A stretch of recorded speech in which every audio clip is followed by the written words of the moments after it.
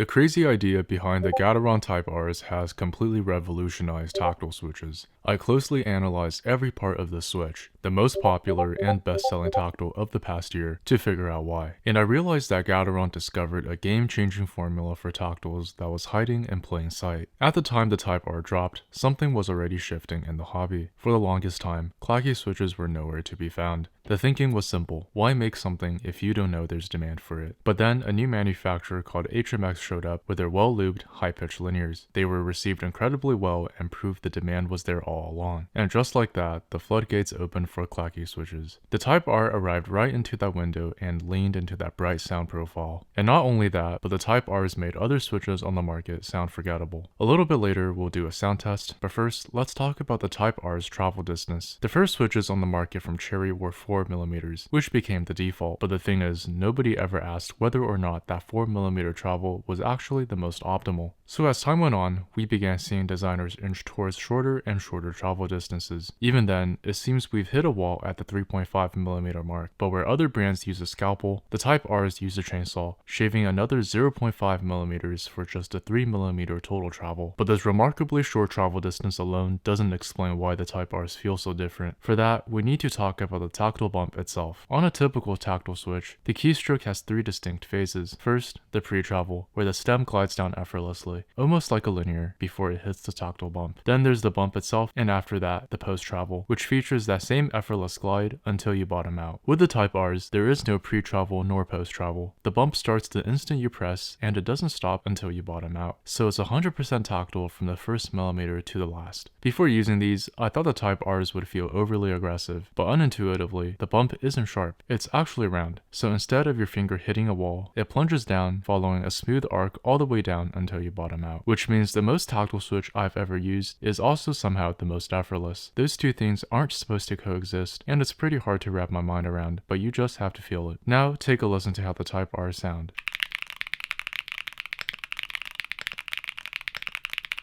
But if you want to learn about other game-changing tactiles, make sure to watch this video here. For now, thank you so much for watching, and I'll see you guys in the next one.